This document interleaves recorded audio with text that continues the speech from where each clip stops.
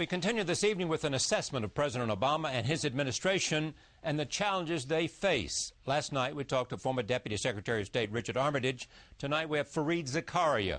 He is a columnist and editor of Newsweek International. He also hosts Fareed Zakaria GPS on CNN. His most recent books include The Future of Freedom, a Liberal Democracy at Home and Abroad, and The Post-American World. I am very pleased to have him back at this table. Let me begin, before we talk about the president and foreign policy today. This is the cover of Newsweek, a mosque at ground zero, underneath it, a test of tolerance by Fareed Zakaria. Tell me what this symbolizes to you. I think it symbolizes more than anything else a question of the challenge of democracy and the challenge of American democracy, because the gut reaction everyone has to the idea of a proposed mosque, which is really an Islamic center, close to ground zero. It's not on ground zero. The gut reaction I think we all have is, you know, there's a sense of unease. There's a sense that, is that the right thing? There's a sense that maybe this is going to provoke a reaction among people. And you can see the reaction. The polling is, I think, 60–65% opposed. But American democracy is not just about mob rule. It is not just about the tyranny of the majority. It is about fundamental rights that we believe in. That is what the Bill of Rights was about. The Bill of Rights is an anti-democratic document. It says no matter what the majority thinks, these rights are sacrosanct. And the first of those rights, the First Amendment, is freedom of religion. So for me, it actually was, as for Mike Bloomberg, a very fundamental test of American democracy. Tom Friedman and others have said it's an important statement that we allowed this to happen. On the other hand, people like Newt Gingrich says it cannot happen. I mean, it's offensive to the people who died at 9/11. Well, 100 Muslims died at 9/11 or something like that. I can't imagine it's offensive to them. Gingrich's position is, frankly, it strikes me as strange. He is an intelligent enough man that I have to wonder whether this is political opportunism. He says we shouldn't build a mosque near ground zero until they allow churches to be built in Saudi Arabia. And you don't know where to begin with that. I mean, Saudi Arabia doesn't have elections. Should we have a monarchy until they hold elections in Saudi Arabia? Why is American constitutional progress dependent on what happens in Saudi Arabia?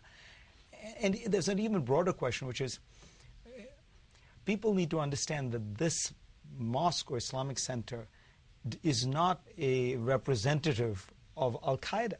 You know, the idea that because Al-Qaeda says they are acting in the name of Islam, any Islamic symbol should be banned or forbidden is nuts. It's to buy Al-Qaeda's argument. I've been trying to think about what an analogy would be, and it would be like saying that you should never build a cross anywhere because the Ku Klux Klan used crosses. You know, it is to concede an argument that really is about what the extremists argue. The 100 people who died in 9/11 were Muslim. They would have loved to see a mosque honoring them. The 800,000 New Yorkers who are Muslims, they would be delighted to see a mosque. What's the biggest misconception about Islam in the world today? Probably that most Muslims have a kind of politicized conception of their religion. I mean, most Muslims, as far as I can tell, and I'm not a religious person at all. I haven't been in a mosque for 25 years. Your parents are Muslim? Yep, and I was brought up that way. I'm just not a particularly religious person. I think I sealed my fate when I became the wine critic for Slate magazine many years ago. That'll do it. But I think that most Muslims, like most people, their conception of their religion is religious. You know, they're trying to live a good life, they're trying to raise their family, they're trying to do their jobs. They're not sitting there asking themselves, how do we resurrect the caliphate?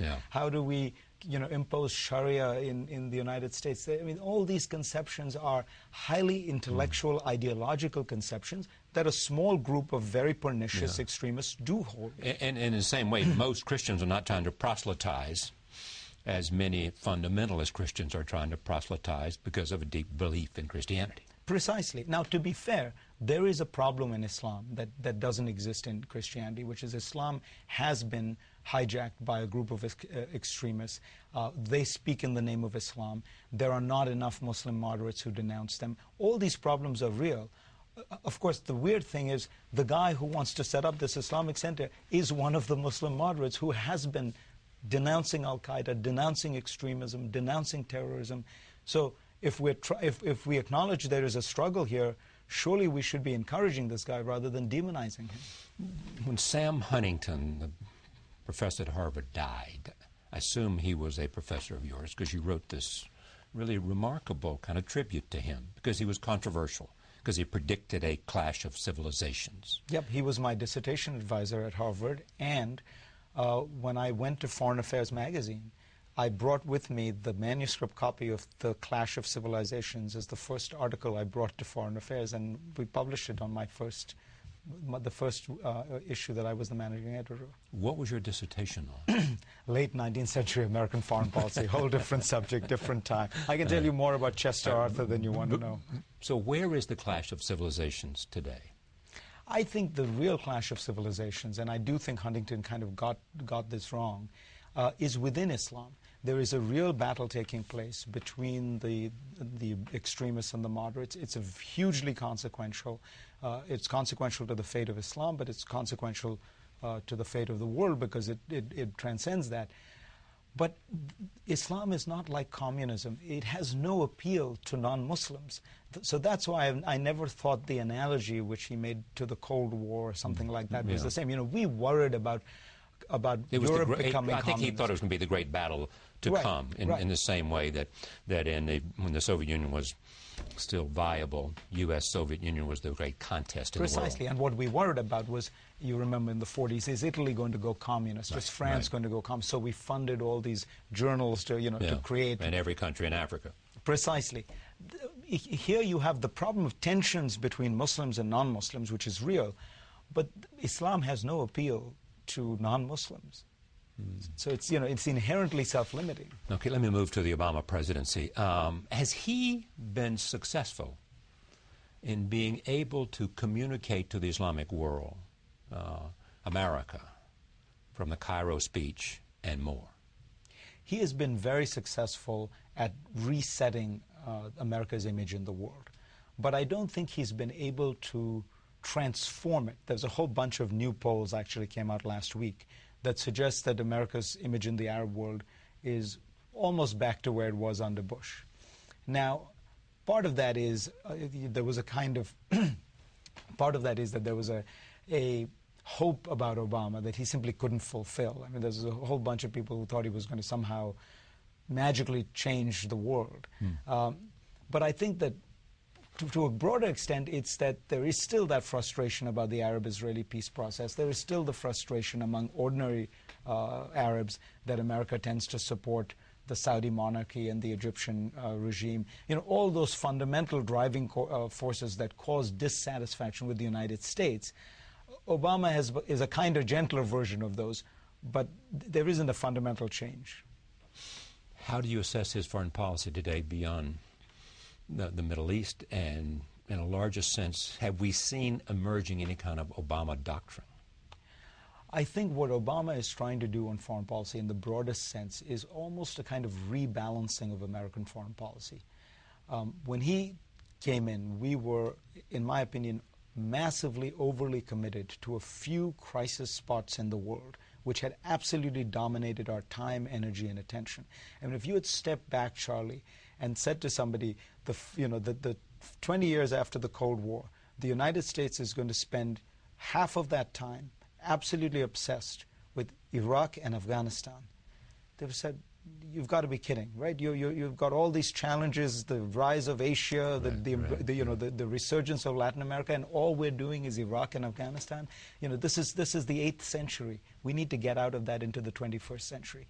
I think Obama is trying to do that. He has begun to limit the commitment in Iraq most dramatically. So you see a strategy behind a variety of initiatives. I do. And there is a plan, there's a strategy, there's an overarching sense of what we need to do. So you scale down in Iraq, you're scaling down in Afghanistan. In Afghanistan, he decided he was going to build up, but to build down. I mean, he gave the military a very clear sense, look, I'll give you the troops you need, but you've got 18 months. And when those 18 months are over, we begin to scale back. And then what is he focusing on? They underline began every time you talk about it, though. Yeah. Yeah, well, you know, clearly there is a division within the administration on this. But then look at what he's doing. He's trying to deal with Russia, reset relations there, deal with the issue of nuclear proliferation. He's trying to build a relationship with China that is more productive, and I think Tim Geithner on that front doesn't get enough credit for having worked the Chinese relationship very well. The strategic economic dialogue, right, which is getting them to be more amenable on currency issues that they've been. Trying to build relations with India. He's going to make a very important trip to India. So I think what you're seeing is, you know, drawing away from crisis spots, focus on the big, great power relations. Ironically, it's a kind of Kissingerian foreign policy, though both Obama and Kissinger would shrink back if they were to hear that. But it is. But you saw on this program last night, Rich Armitage say it was kind of Bush with compassion. I think that Rich is looking at the, you know, if you look at the specifics, he hasn't overturned anything Bush did in Iraq. He hasn't overturned anything Bush did in Iraq. Even things they expected him overturn in terms of certain policies about Guantanamo and other things. Right, which, you know, it was always foolish to say he was definitively going to do it. People forget. Bush said he wanted to close Guantanamo by the last year. Right, exactly. He just couldn't figure out how to do it. It's more more complicated. Where are you going to put them in the rest of it? Precisely. But I think if you look at this in the context of these new initiatives, much more active diplomacy with Russia. He got an arms control agreement with Russia, which, you know, the Bush administration would never have done. You know, the reaching out to China, the reaching out to India. That part, I think, is different. Bush was fundamentally more ideas and ideology driven. I mean, he was an idealist. He was a great, in the 19th century, you would have called George W. Bush a liberal imperialist. Yeah. He believed in imperialism. But he also believed in this idea of, I mean, that he became enraptured with, which was democracy and the spread of democracy. So did the liberal imperialists in Britain in the 19th century. I know. You know, but I mean, if you ask him what was his deep philosophy, that's what he would say. Absolutely. And if you look at his presidential museum, what he's doing is he's setting up, you know, a freedom center. And by the way, back to the mosque issue, I think it's interesting to point out, I don't think George W. Bush would have been on the same side as Newt Gingrich or Sarah Palin on this. Bush, for all his flaws, really believed in the idea that Muslims were decent people, that Islam was a